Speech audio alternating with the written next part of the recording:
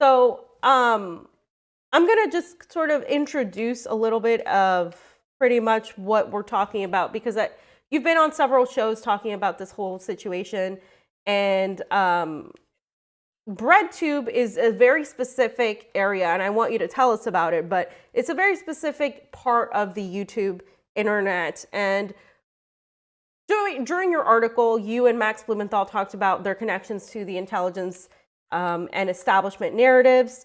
And this article talked about the leaked files exposing Syrian PSYOP veteran astroturfing Breadtube star to counter COVID restriction critics. So there's a sort of interaction between the two. But I want to let you talk about it. I put some of the article up.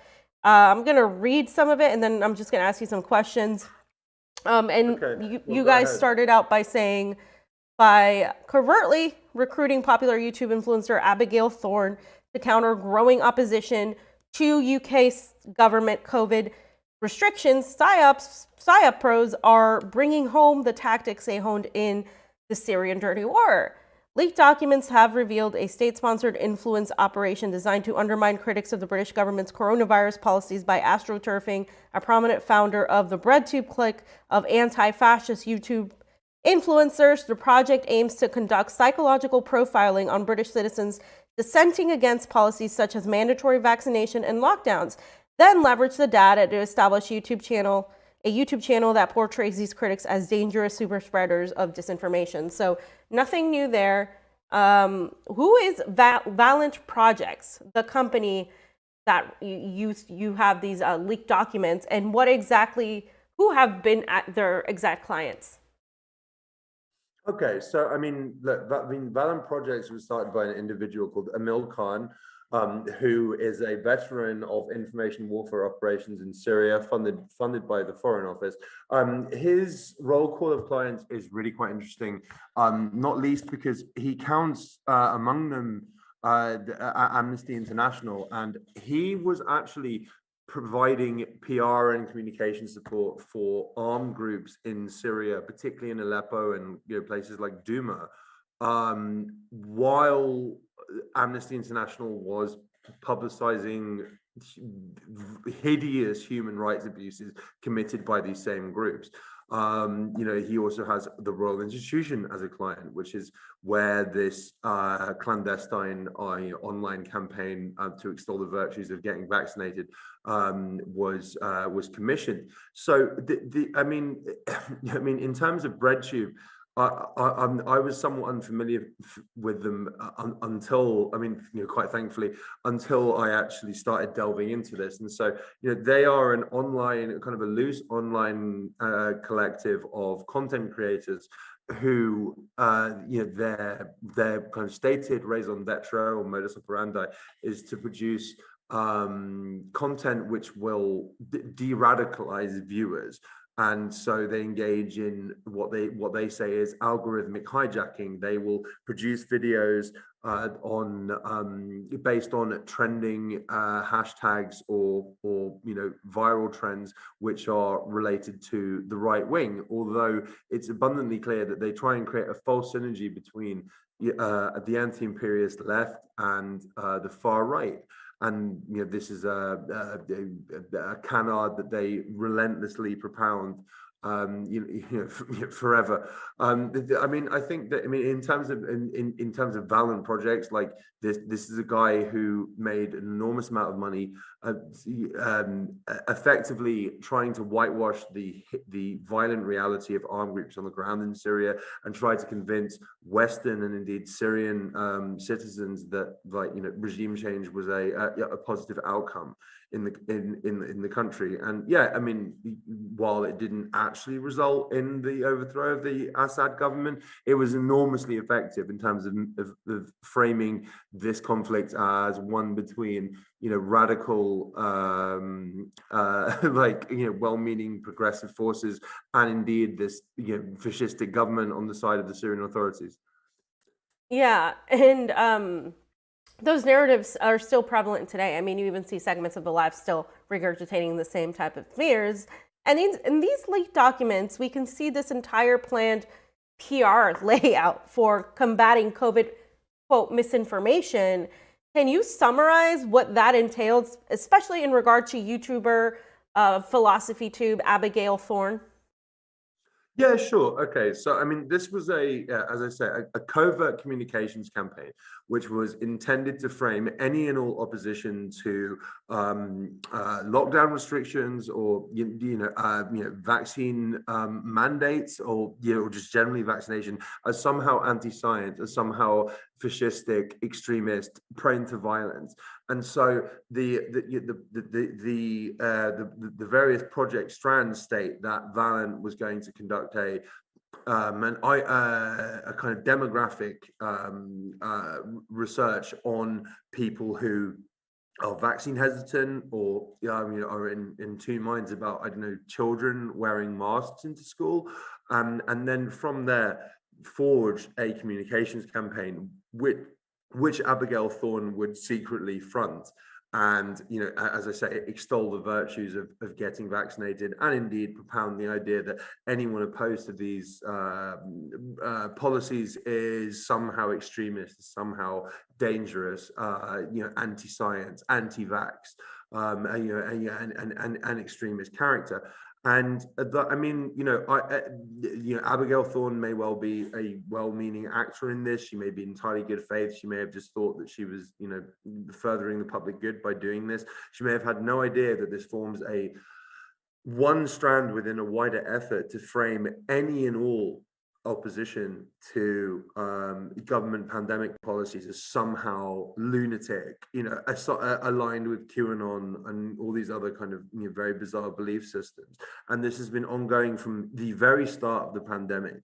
And it's probably quite hard to quantify, but I would suggest that actually there are an enormous number of voices on the left, kind of dissident, anti-government, anti-establishment, journalists and activists who've been silent or unquestioning, at least publicly, about lockdown restrictions, precisely because of this campaign, of which people know nothing. You don't want to associate yourself with extremist lunatics, so you leave it alone.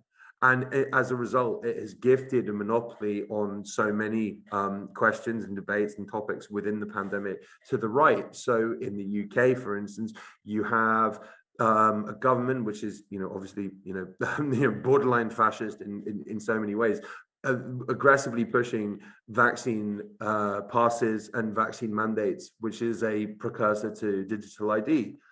But the only people opposing them, vocally, are like right-wing lunatics. There's no left opposition to this, which is a fundamentally authoritarian, pro-surveillance, pro-social control proposal.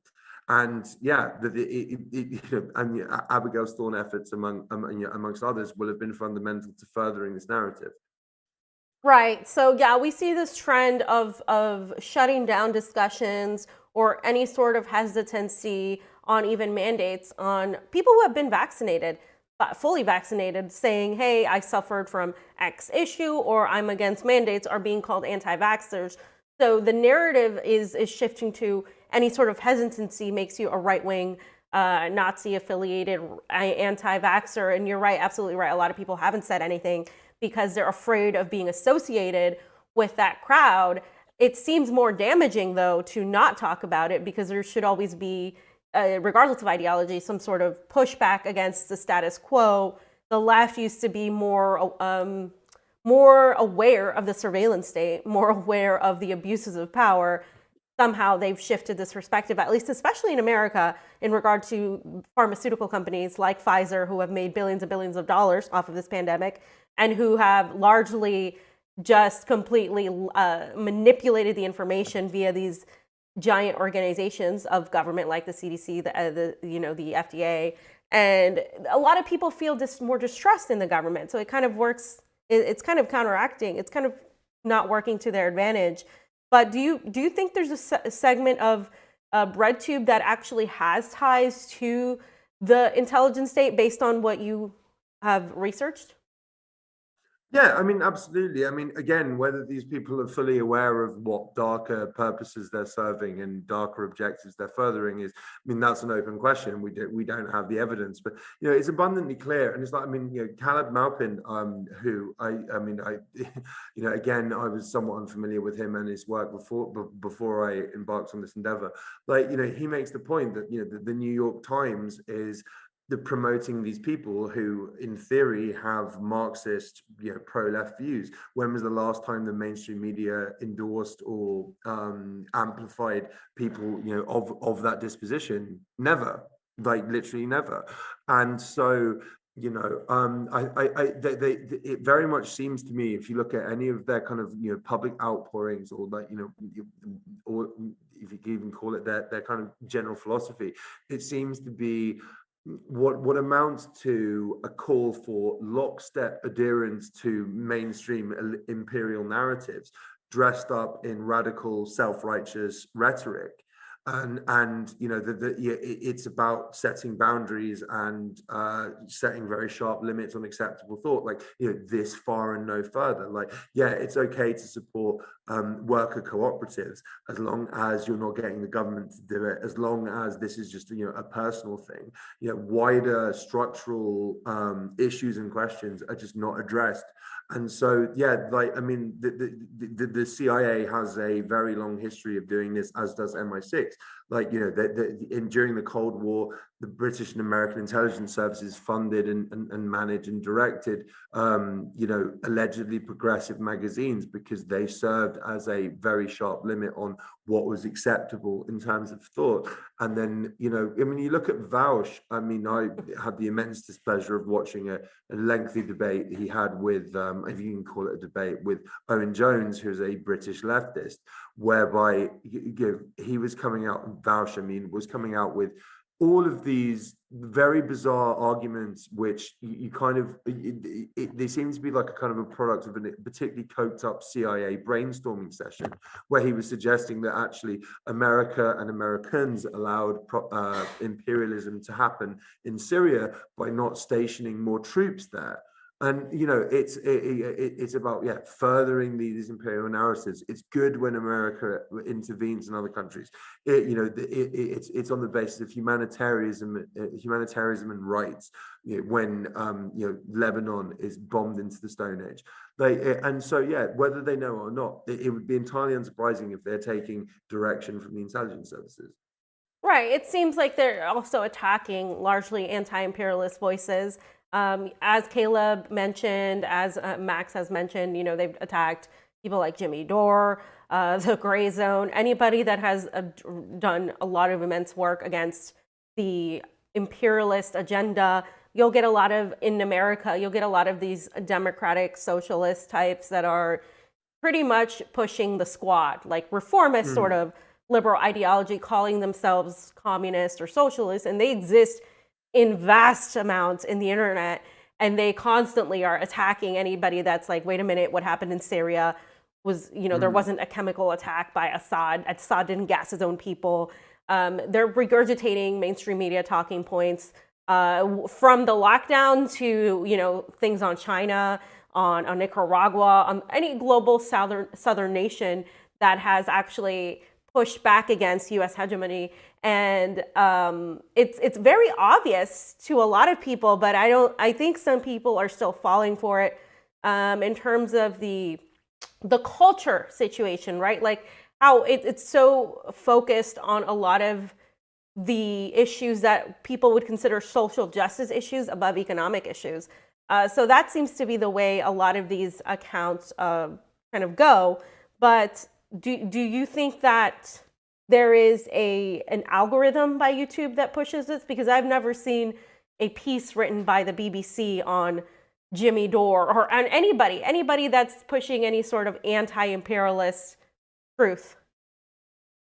Yeah, I mean, as I say, they participate in avowed algorithmic hijacking. So they will leap on alleged trending right-wing themes on social media platforms, and serve as a rebuttal and a disincentive for people to believe these views. But like, actually, I think that they're probably very heavily promoted, but for anything and everything they say on any topic by by YouTube and indeed Twitter and Facebook algorithms. Because I mean it's no secret now that the social media giants are waging all-out war on alternative media and independent journalists, and they're doing so with the direction and the pressuring of organizations like the Atlantic Council. Like the Atlantic Council has a formal relationship with Facebook where they dictate what is fake news and which accounts are bad faith actors, and then Facebook bans them, and then this leads to the purging of the pages which document police brutality or promote drug decriminalization, all this other stuff. Like, so yeah, they will no doubt be getting significant boosts from YouTube. And and the other day, Primo Radical, who I consider a friend and comrade, he posted something on Twitter to the effect of that, like, we need to get off these established platforms while we still can before we get deplatformed. And the very next day, his YouTube channel was blocked. So that's years and years and years of work that like the untold time that he'd invested in building up a following, gone in the stroke of a pen. Like, it couldn't be more fitting that he, made this call. I think that, yeah, we all need to, as on the left or like within, alternative distant circles, have a discussion and just decide to, okay, we need to get off this and get on here now, and then never look back, because it's never going to get any easier. It's only going to get more difficult for people like us to have our voices heard. Yeah, I mean, absolutely. I mean, there's so many things popping up too. And I think from what I've seen, when they, for instance, took down Dr. Robert Malone off of Twitter for what he was posting as a doctor, creator of mRNA and all of that, they took him down. Then he went on Joe Rogan, and it's like they broke the internet. It became the #1 watched podcast of all time. People were really upset when he was taken down. And it elevated his voice. When I was taken down off of Twitter, that also elevated my voice to the point where it went viral, and I talked about it on RT. And so it's this whole thing where them trying to silence people is almost backfiring on them, because people are starting to realize, well, why? I don't know who Joe Rogan is. I don't know who Robert Malone is, but why are they silencing them? What did they say exactly? So that kind of piques people's curiosity. And I think that's the way alternative media should operate, is while, kind of poking the bear by pretty much doing your job and being an actual journalist, find other spaces to talk about things like Rokfin, like, alternative forms of media, and to take them over, because some of those alternative forms of media are led by the right wing, but there's nothing wrong with infiltrating those as well. I mean, there should be a discussion of ideas, I think, rather than shutting them down completely. So I saw that you were accused by Emil Khan when he was questioned about this piece. Can you talk briefly about that exchange?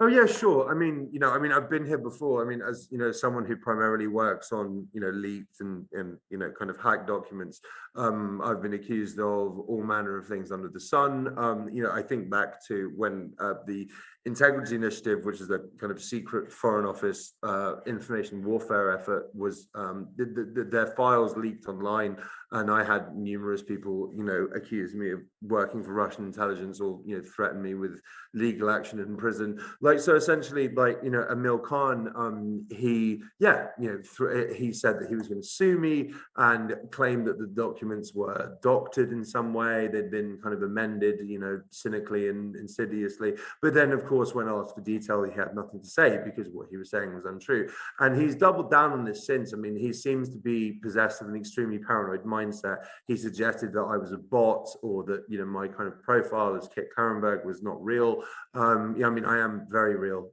like, I can assure everyone. But he also claimed that, like, I'd written for a variety of kind of like Serbian ultra nationalist websites and all this other kind of madness. And I think this is what happens when people get put in a corner.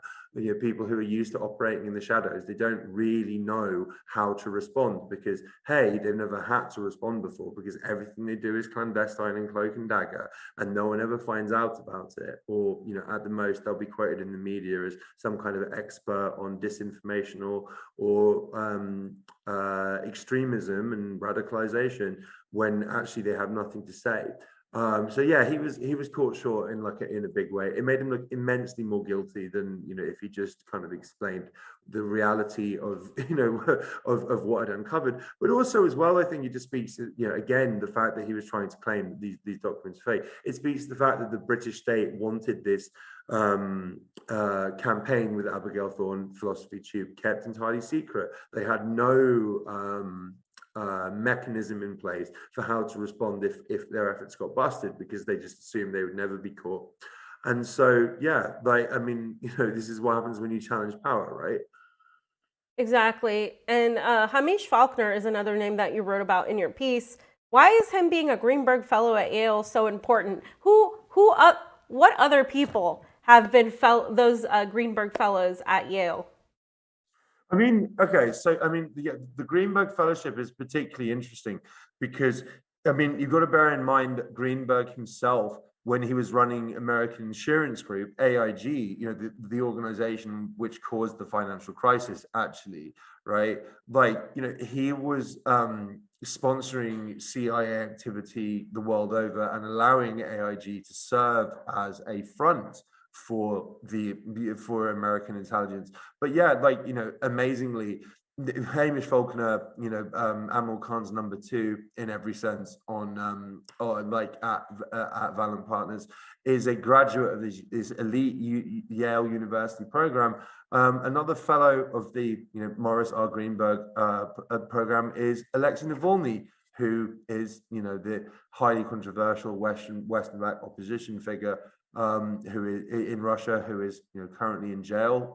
You know, irrespective of whether you think that it's a good thing that he's imprisoned, I personally don't. You know, you can acknowledge that, yeah, that he is a, you know, a deep state actor serving to destabilize the Russian state in service of Western interests. Faulkner more generally is a very interesting character. I mean, I would be amazed if he wasn't / isn't working for British intelligence. His father, Charlie, was a, you know, longtime friend, former flatmate, former roommate of the, you know, UK Prime Minister Tony Blair, who served in a variety of unelected government posts following Blair winning in May 1997, and you know, applied quote unquote huge pressure to the then Attorney General in the UK to change his view that invading Iraq would be illegal, which, you know, may have played a decisive role in facilitating that, you know, illegal war of aggression. Yeah. I mean, it just seems like everywhere there's ties to the intelligence with a lot of these people representing media.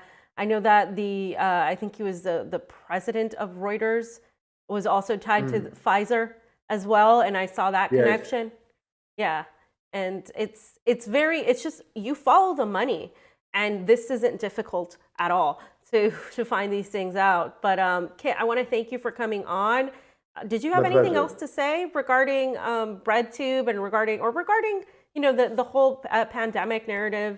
You guys have been one of the few brave journalists, I know, independent journalists, that there's a handful of us, very small, speaking out against just the whole inability to have a discussion, you know, aside of what people's beliefs are on the vaccine or not. It should be the ability to have the discussion. Just anything else to say?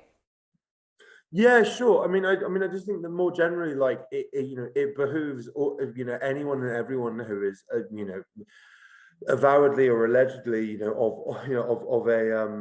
of a left-wing mindset, to be more critical and more questioning of what's happening. And, you know, I understand it's very difficult. Like, you know, whenever I have, discussions with people, about potentially how the pandemic is being weaponized and exploited for the purposes of national security, and is being,